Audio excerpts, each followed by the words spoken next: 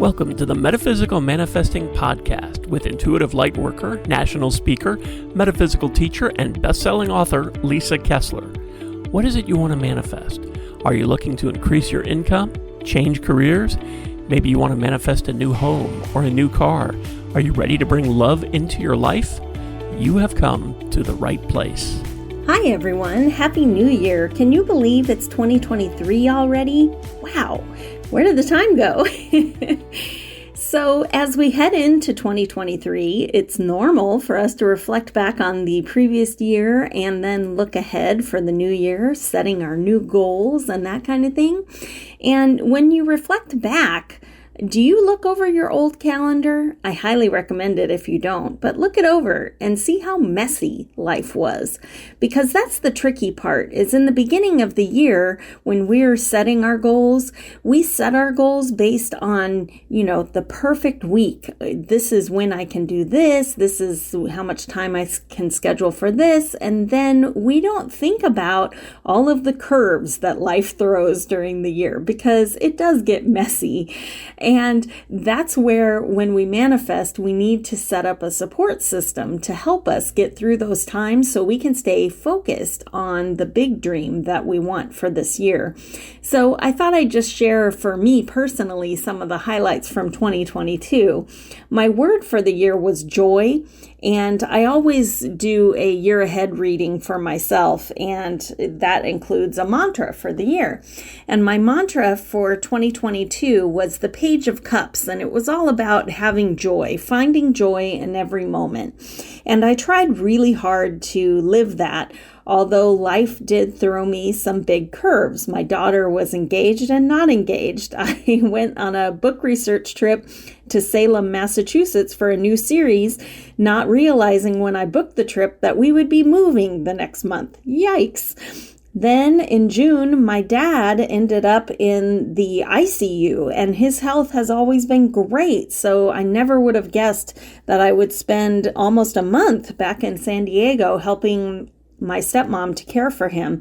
Thankfully, good news is he's fully recovered. He's a miracle. It was amazing. But anyway, back on track.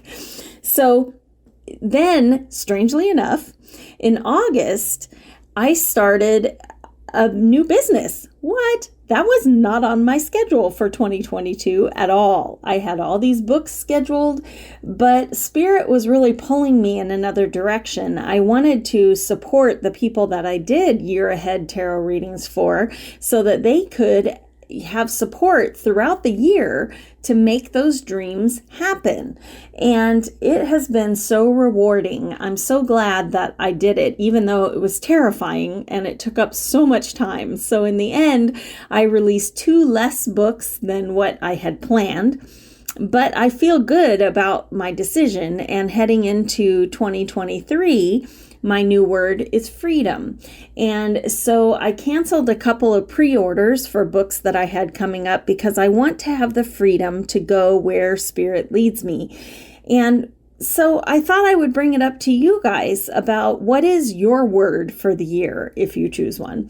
And if you haven't had a year ahead reading from me, there is a link in the podcast notes for that. I only offer them till January 31st, but I would be happy to read for you.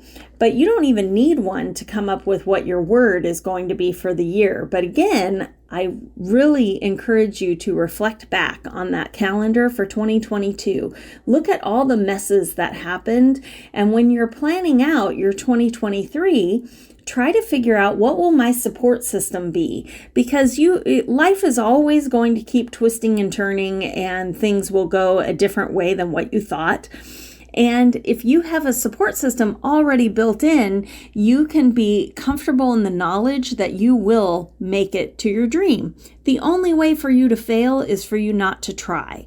So when that fear of failure creeps in, or those negative self-talk, that's when you can remind yourself, as long as I keep trying, as long as I keep taking a tiny step every day, you will get that dream. And my dream for 2022 being joy, I managed to find joy even when I was in the hospital all day long with my dad. We would laugh. We would try to find fun things. I was also writing a book at the time. So I did the best I could to find joy. And you can do the same thing.